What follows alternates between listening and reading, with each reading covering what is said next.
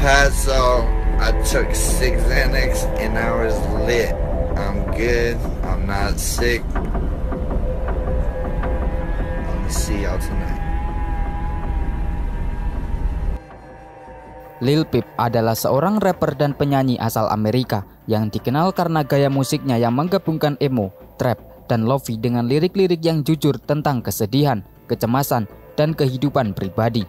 Ia lahir dengan nama Gustav Elijah R. pada 1 November 1996 di Pennsylvania, lalu dibesarkan di Long Island, New York. Sejak usia muda, Lil Peep sudah tertarik dengan musik dan mulai mengunggah lagu-lagunya ke SoundCloud pada tahun 2013. Saat itu, ia menggunakan nama Trap Goose sebelum akhirnya memakai nama Lil Peep, julukan yang diberikan ibunya sejak kecil. Nama Lil Peep mulai dikenal luas di kalangan pendengar musik underground setelah ia merilis lagu Star Shopping dan mixtape pertamanya yang berjudul Lil Peep Part 1 di tahun 2015. Musiknya yang unik dan liriknya yang emosional membuatnya cepat mendapat perhatian, terutama dari remaja dan anak muda yang merasa relate dengan tema-tema yang ia angkat. Tidak hanya produktif secara musik, Lil Peep juga dikenal karena penampilannya yang nyentrik dan gaya hidup yang berani. Namun sayangnya, karir dan hidup Lil Peep tidak berlangsung lama. 2 minggu setelah ulang tahunnya yang ke-21, ia ditemukan meninggal dunia. Namun, bagaimana sebenarnya kisah seorang rapper fenomenal yang melopori emo rap ini? Maka dari itu, dalam video ini, mari kita mengenal siapa sebenarnya Lil Peep.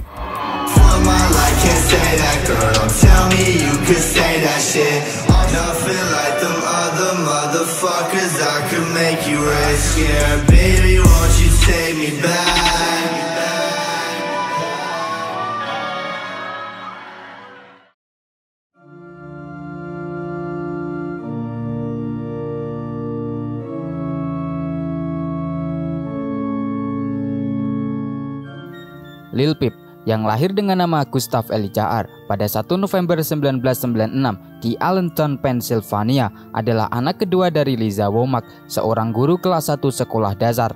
Kakek dari pihak ibunya yaitu John Womack adalah mantan profesor sejarah dan ekonomi Amerika Latin di Universitas Harvard, serta dikenal sebagai ahli dalam bidang sejarah Emiliano Zapata, tokoh revolusi Meksiko awal abad ke-20. Lil Peep memiliki satu saudara laki-laki bernama Carl Oscar R.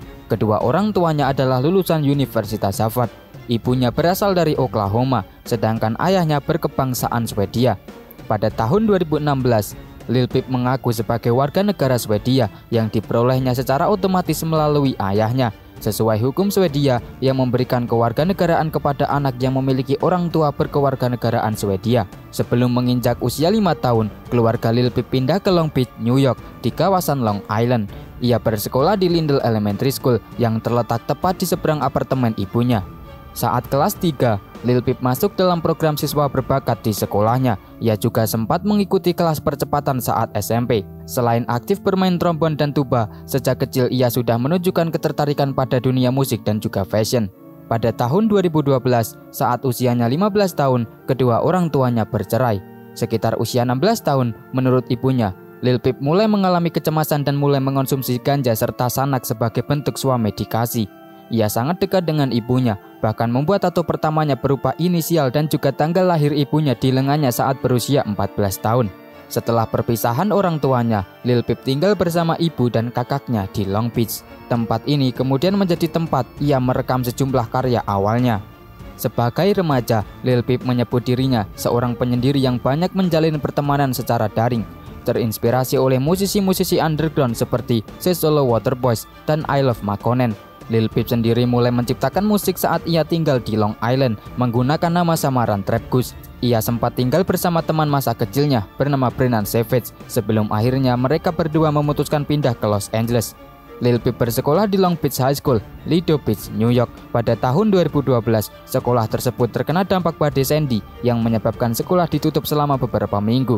Dan ketika dibuka kembali, guru dan staf menjadi lebih santai terhadap muridnya. Dan ini membuat Lil Peep menikmati masa kelas 11-nya lebih dari sebelumnya. Namun ketika memasuki tahun terakhir, administrasi baru menggantikan staf lama dan tidak akrab dengan budaya sekolah. Dan ini membuat Lil Peep merasa kelelahan dan ingin putus sekolah. Namun beruntung, seorang guru bernama Maria Hartman membantunya menyelesaikan sekolahnya. Dengan dukungan 2 guru lain yang dikenalnya dengan baik, ia berhasil menyelesaikan 2 mata pelajaran terakhirnya, yaitu bahasa Inggris dan ilmu sosial, dan ia juga lulus lebih cepat, yaitu pada Januari 2014. Pada bulan yang sama, Lil Peep diterima di SUNY Alwaysbury di Long Island, tetapi memilih untuk tidak melanjutkan ke sana. Ia justru mendaftar sebagai mahasiswa luar negara bagian di Glendale Community College, California, bersama seorang teman SMP yang akhirnya juga keluar. Setelah 1 semester, Lil Peep memutuskan keluar dan pindah ke Nassau Community College di Uniondale, New York. Pada musim gugur 2015, satu-satunya semester yang ia jalani di sana, Lil Peep mengambil 4 kelas daring, 2 mata kuliah bisnis, 1 peradilan pidana, dan 1 sejarah seni. Ia berhasil masuk daftar dekan karena nilai akademisnya. Namun, Lil Peep memilih untuk tidak melanjutkan semester berikutnya dan mulai tampil bersama grup Schemapos. Menjelang akhir 2015, ia telah menyelesaikan banyak karya musik dari kamar tidurnya.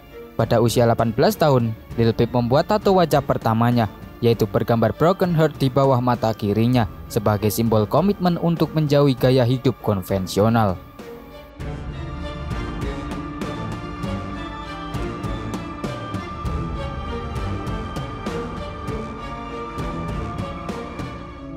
Pada Februari 2016, Lil Peep pindah ke Los Angeles untuk memulai karir musiknya dan untuk pertama kalinya tampil menggunakan nama panggung tersebut. Ia menjelaskan bahwa keputusannya pindah disebabkan oleh rasa depresi yang ia alami selama tinggal di Long Island. Di Los Angeles, Lil Peep awalnya tinggal di daerah Skid Row, di mana ia sempat mengalami kondisi tunawisma, berpindah-pindah tempat tinggal. Ia sempat tinggal di apartemen milik temannya yaitu Brennan Savage yang sedang menempuh pendidikan. Namun keduanya akhirnya menjalani jalan masing-masing. Peep kemudian bertemu dengan rapper dan produser asal Atlanta yaitu GGR XXN.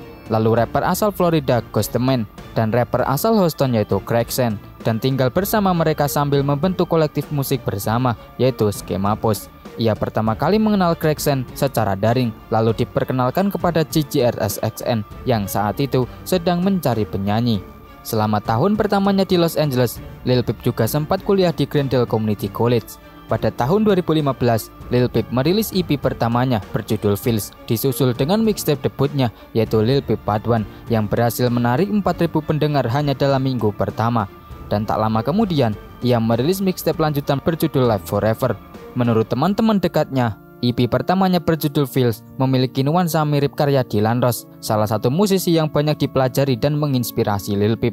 Pada musim gugur 2015, popularitas Lil Peep mulai meningkat, didorong oleh lagu-lagu seperti Star Shopping yang kemudian dirilis secara anumerta dan menjadi pembicaraan di kalangan hip-hop underground. Kemudian, lagu Beamer Boy semakin melejitkan namanya dan membawanya tampil live untuk pertama kalinya bersama anggota Schemapos pada Februari 2016 di Tucson, Arizona. Namun, pada 2016, Schemapos bubar dan Lil Peep tidak lagi terikat dengan kolektif tersebut meskipun hubungan antar anggota tetap baik. Setelah perpisahan itu, Lil Peep mulai bergabung dengan God Boy Clique, sebuah kolektif rap asal Los Angeles. Anggota grup ini tampil dalam mixtape penuhnya yang berjudul Cry Baby. Mereka tinggal bersama Lil Peep di sebuah bangunan terbengkalai di Skid Row dan sering berbagi tempat tidur. Mixtape Cry Baby direkam dalam waktu 1 bulan dan diselesaikan hanya beberapa jam sebelum dirilis di SoundCloud pada Juni 2016. Lil Peep sendirilah yang mengerjakan sebagian besar proses mixing dan juga mastering. Pada Agustus 2016, Fresh Access Entertainment menjalin kerjasama dengan Lil Peep untuk berinvestasi dan mendukung perkembangan karirnya. Pada September 2016, Lil Peep merilis mixtape solo terakhirnya berjudul Hellboy. Lagu-lagu seperti Girls dan juga OMFG meraih jutaan penayangan di SoundCloud dan juga YouTube. Kesuksesan Hellboy membuat Lil Peep menjalani tur solo pertamanya di Amerika Serikat dan Eropa pada musim semi 2017, termasuk penampilan perdananya di Rusia dan juga Inggris. Pada Mei 2017, band Mineral menuduh Lil Peep melakukan pelanggaran hak cipta karena menggunakan sampel lagu mereka yaitu Love Letter Typewriter dalam lagu Hollywood Dreaming tanpa izin dan tanpa mencantumkan kredit. Kemudian Lil Peep mengatakan bahwa ia hanya ingin menunjukkan rasa cinta lewat penggunaan sampel tersebut. Tak lama setelah tur tersebut berakhir, Lil Peep mengalami ketegangan dengan God Boy Clique dan memutuskan pindah ke London, Inggris. Di sana, ia mulai bekerja sama dengan rapper asal Atlanta yaitu I Love McConnen dan juga sahabat lamanya yaitu Becky. Bersama mereka, Lil Peep merekam sejumlah proyek termasuk Come Over When You're Sober Part 1, lalu Come Over When You're Sober Part 2, kemudian EP God Angel Sinner, serta proyek kolaborasi Diamond dengan I Love McConnen. Album studio debutnya Come Over When You're Sober Part 1 dirilis pada 15 Agustus 2017 dan tak lama setelahnya ia memulai tur dunia keduanya.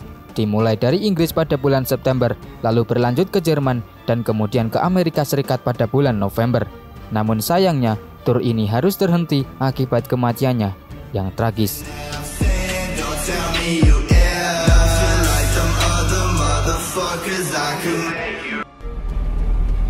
El Paso, I took 6 Xanax and I was lit. I'm good, I'm not sick. Pada 15 November 2017, Lil Peep ditemukan meninggal di dalam bus turnya oleh manajernya yang saat itu hendak membangunkannya untuk persiapan pertunjukan malam itu di Tucson, Arizona. Tidak ada dugaan tindak kriminal dan penyebab kematiannya diyakini sebagai overdosis obat-obatan. Beberapa jam sebelum meninggal, Lil Peep sempat mengunggah serangkaian postingan di Instagram. Ia mengaku telah mengonsumsi jamur psikolpin dan juga konsentrat ganja.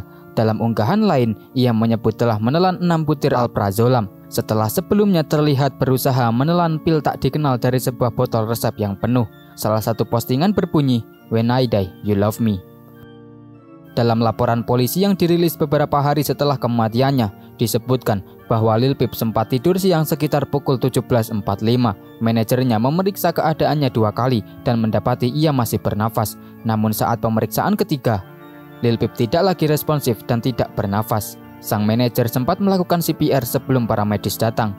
Namun Lil Peep dinyatakan meninggal di tempat kejadian.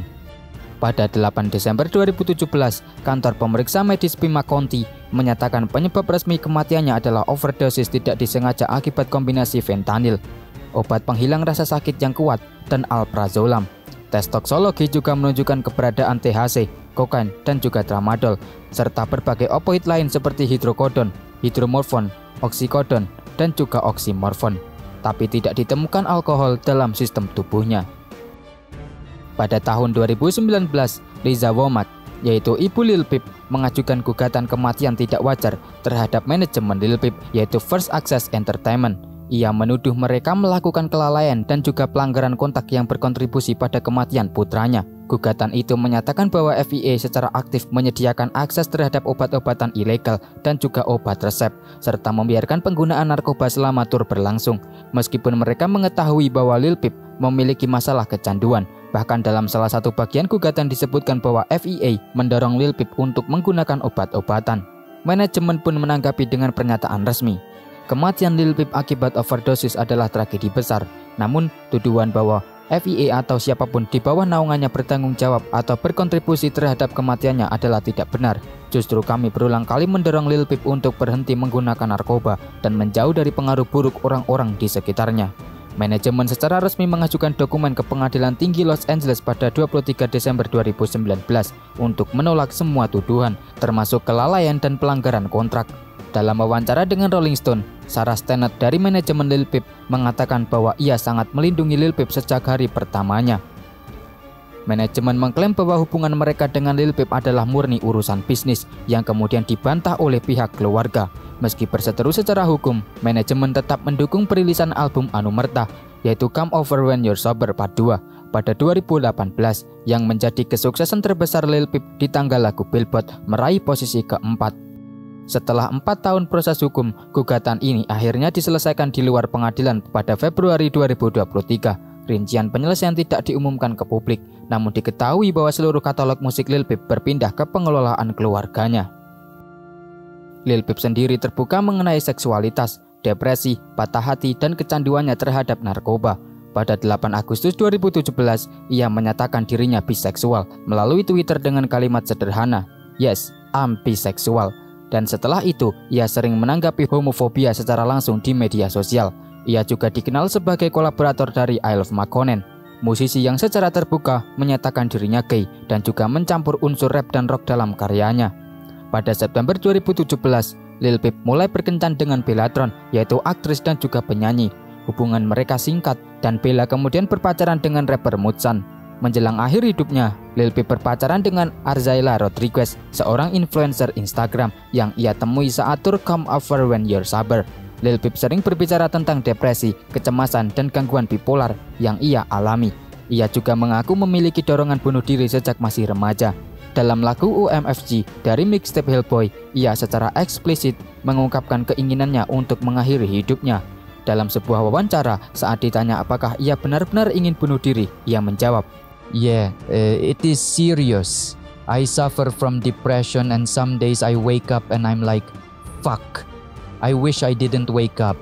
That was part of why I moved to California, trying to get away from the place that was doing that to me and the people I was around." Namun, ia menyadari bahwa perasaan itu berasal dari ketidakseimbangan kimia di otaknya dan menyatakan bahwa ia lebih memilih menuangkan sisi gelapnya melalui musik, bukan media sosial. Banyak penggemar mengatakan bahwa musik Lil Peep telah menyelamatkan hidup mereka dan hal itu menjadi semacam penghiburan baginya sendiri.